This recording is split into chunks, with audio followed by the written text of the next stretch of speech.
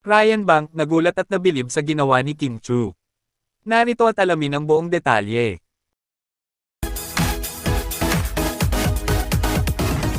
Sa naganap na Closet Bazaar 2026 ng nag-iisang Chinite princess at multimedia idol superstar na si Kim Chu, kung saan ang mga proceeds di umano ay mapupunta sa kanilang chosen charity, ay laking gulat ng It's Showtime host na si Ryan Bang sa nagawa o sa naging achievement ni Kim Chu. Narito at panoorin. Ito si Ryan! Live? Ito si Ryan! Ba't ka umiyak? Live! Kasi I wanna cry kasi tapos na! Galing.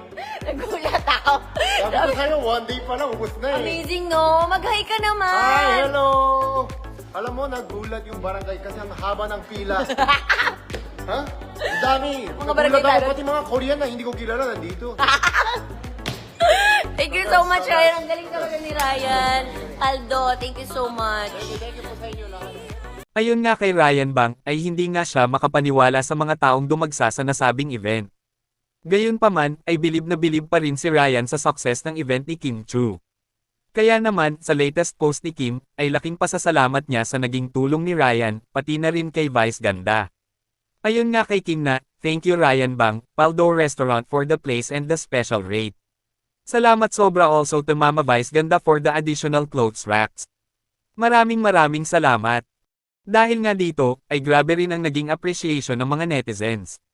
Ayon sa komento ni Miss Bernardita Aquino, "Congrats.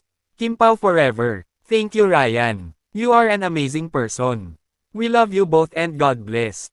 Mula naman kay Miss Mariette Cachero, "Thanks Ryan. Ang bait mo kay Kimi." Ayon naman kay Miss Elma, "Bait din ni Ryan. True friend ka talaga ni Kimi." And from Vindalman, "Salamat Ryan Bang sa support sa Kimi namin." Kayo, anong masasabi nyo tungkol dito? Just comment down below.